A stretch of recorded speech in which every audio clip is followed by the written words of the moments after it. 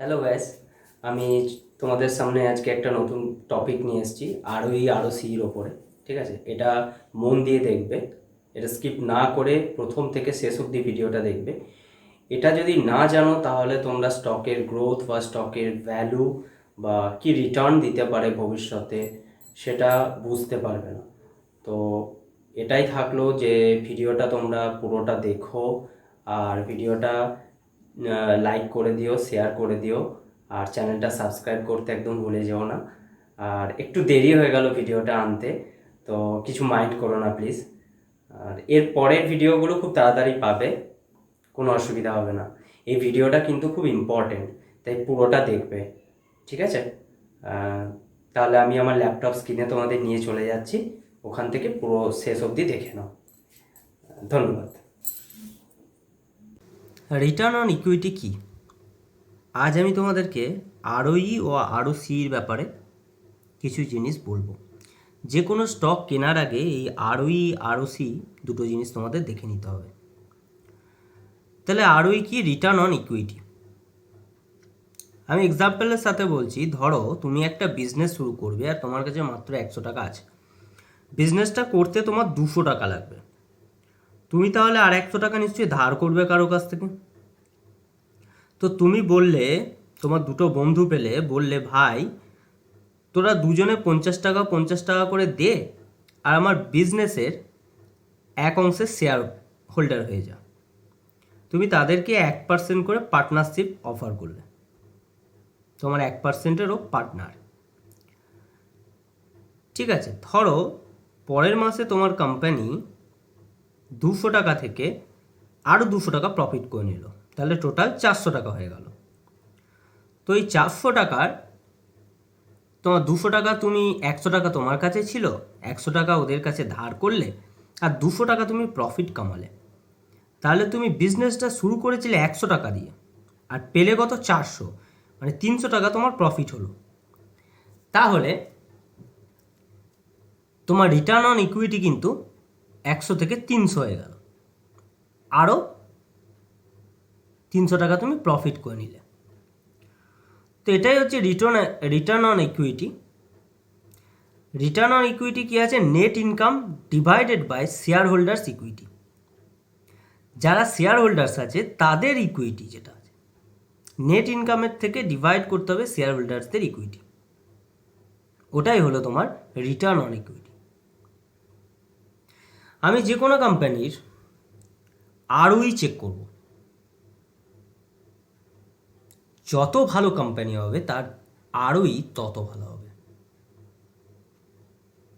আরওই যার ভালো হবে তার কোম্পানির প্রফিটও ভালো হবে।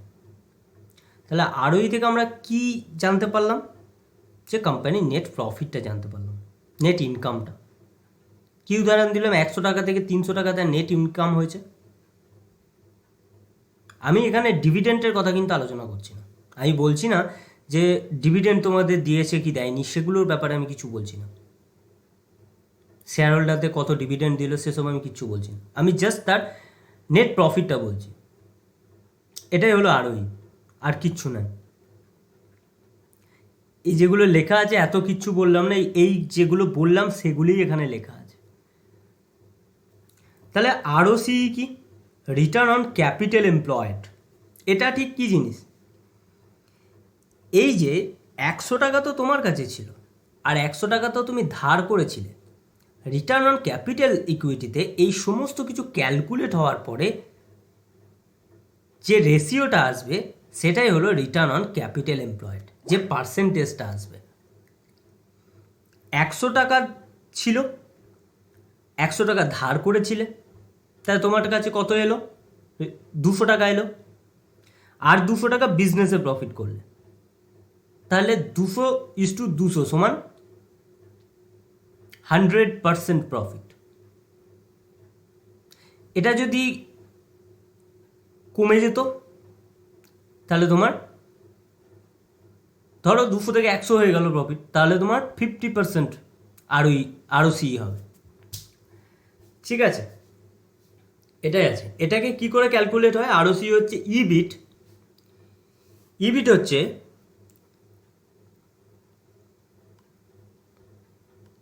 Earning before interest and taxes, okay, divided by capital employed, যেটা ক্যাপিটাল আছে। এবার আমি তোমাদের কিছু উদাহরণ দিয়ে দিচ্ছি, সফটওয়্যার দেখিয়ে দিচ্ছি। তোমাদের নিজেদেরকে এগুলো ক্যালকুলেট করার কোনো দরকার নেই, কারণ এগুলো সফটওয়্যার আছে, সফটওয়্যারে নিয়ে আমি চলে যাচ্ছি তোমাদেরকে, ওখানে দেখিয়ে দিচ্ছি কীভাবে ক্যালকুলেশন ওখানে করাই আছে। শুধু তোমরা কিছু জিনিস দেখে নাও। দেখো এখানে আমি স্টক এজে চলে এসেছি, এইচডিএফসি ব্যাংক লিমিটেড, ঠিক আছে।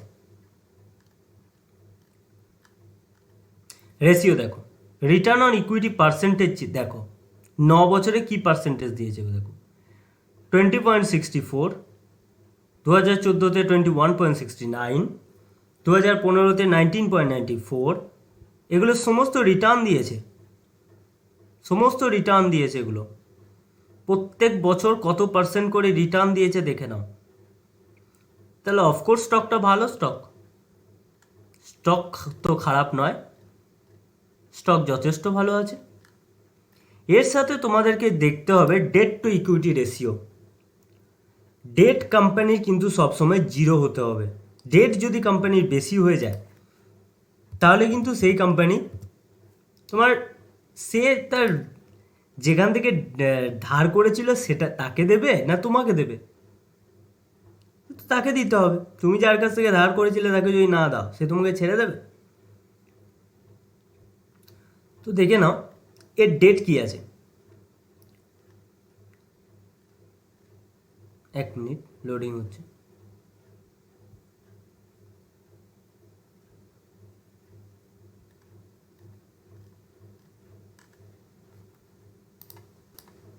দেখে নাও ডেট কত আছে, 0.67। এটা খুব একটা ডেট নয়, নর্মাল ডেট, এটা ঠিক আছে। তো এখানে তুমি আরওই দেখে নাও আর আরওসি দেখে নাও। আরওই কত আছে, 16.61%, আর আরওসি আছে 14.51%। ঠিক আছে, এটাই কোনো প্রবলেম নেই, এটা ঠিক আছে। আমি তোমাকে হিন্দুস্তান ইউনিলিভার দেখিয়ে দিচ্ছি। তোমরা নিশ্চয়ই হিন্দুস্তান ইউনিলিভারের নাম শুনেছো, হুল।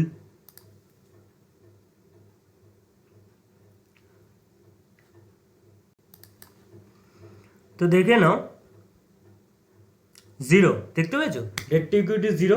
আর এর আরওসি দেখে নাও, 28.69% আরওই, আরওসি দেখো 38.22%। দেখতে পাচ্ছ, এই কোম্পানি সবসময় প্রফিট দেয়। আমি তোমাদের এখানে দেখিয়ে দিচ্ছি ও কত পার্সেন্ট আরওই দিচ্ছে।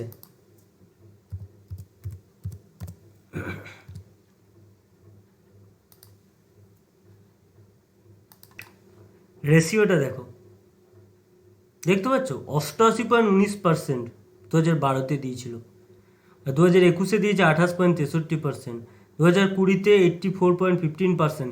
যখন করোনা চলছে তখনও কীরকম দিয়েছে দেখো রিটার্নটা শুধু দেখে নাও। 2013-তে তো 118.67% দিয়েছিল। করোনার সিচুয়েশনেও কিন্তু রিটার্ন দিয়ে গেছে।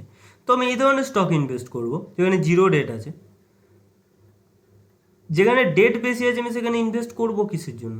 এখানে সামান্য তোমাকে আমি ইয়েস ব্যাংক দেখিয়ে দিচ্ছি।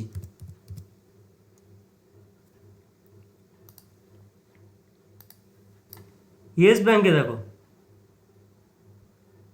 2020-তে রিটার্ন দিয়েছে দেখো, -67.65, -67.65 ইয়েস ব্যাংক।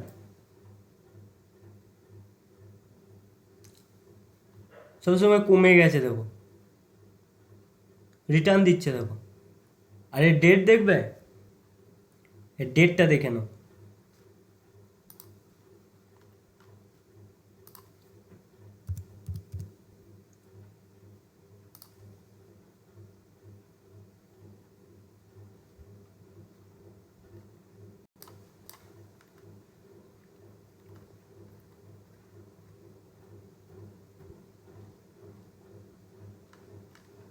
দেখো 5.24, এর ডেট দেখো কত বেশি ডেট আছে। তুমি এই স্টকে ইনভেস্ট করবে? যে পারফর্মই করে না, আরোই দেখতে পাচ্ছ -67, আরওসি দেখতে পাচ্ছ -10%। এর প্রফিট গ্রোথ দেখো, নো প্রফিট। ধীরে ধীরে এই শেয়ার এর পরিমাণটাও কমে যাচ্ছে, কোনো প্রফিট নেই যদি লং টার্মে কিছু দিতে পারে। এই ধরনের স্টককে অ্যাভয়েড করবে, এই ধরনের স্টকে কখনো ইনভেস্ট করবে না, কারণ এগুলো ভালো পারফর্ম করে না। আমরা অনেক সময় আন্ডার ভ্যালুড শেয়ার দেখে নিয়ে নিই। আমি তোমাদের আগের দিন পিবি রেশিও চেক করা দেখিয়ে দিয়েছি। অনেক সময় আমরা আন্ডার ভ্যালুড স্টক নিয়ে নিই, কিন্তু সব আন্ডার ভ্যালুড স্টক কিন্তু গিয়ে ওভার ভ্যালুড হয় না। কিছু কিছু স্টক আছে যেগুলো ওভার ভ্যালুড, সেগুলো কিন্তু একটা টাইমে আন্ডার ভ্যালুড ছিল। তো আরওই, আরওসি, পিবি রেশিও এগুলো খুব ইম্পর্টেন্ট, এগুলো চেক করতেই হবে। পি রেশিও এগুলো চেক করতেই হবে, এগুলো চেক না করে কোনো শেয়ার নেবে না। কোম্পানির ব্যালেন্স শিট চেক করবে, ব্যালেন্স শিট কীভাবে চেক করতে হয় সেটা দেখিয়ে দেবো আমি। ফান্ডামেন্টাল অ্যানালিসিসটা কিন্তু স্টক পিকের ক্ষেত্রে অনেকটাই মানে দরকার। স্টক পিক করার জন্য কোম্পানির ভ্যালুয়েশনটা দেখতে হবে, তাছাড়া বুঝতে পারবে না যে কোন স্টক ভালো কোন স্টক খারাপ, এগুলো দেখতে হবে ভাই। ডেট টু ইকুইটি রেশিও সবসময় কিন্তু 0 হতে হবে। যে স্টক পিক করো না কেন, আগে ডেট টু ইকুইটি রেশিও দেখে নেবে যে 0 আছে কি না। চেষ্টা করবে 0.1 হতে পারে, 0.2 হতে পারে, কিন্তু 1 হবে না। চেষ্টা করবে যেন ডেট টু ইকুইটি রেশিও 0 থাকে। এই ধরনের স্টককেই বাই করার চেষ্টা করবে।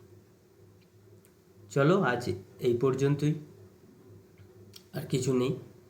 সমস্ত কিছুই সফটওয়্যার থেকে পেয়ে যাবে। এটা হচ্ছে তোমাদের টিকার বাই ফিনোলজি সফটওয়্যার, এগুলোতেই সমস্ত কিছু তোমাদের দেওয়াই থাকে, তোমাদের নিজেদেরকে ক্যালকুলেট করার কোনো দরকার নেই। এখান থেকে তোমরা সমস্ত কিছু পেয়ে যাবে। দেখো পি রেশিও দেখতে পেয়েছো, পিবি রেশিও, সমস্ত কিছু পেয়ে যাবে এখান থেকে।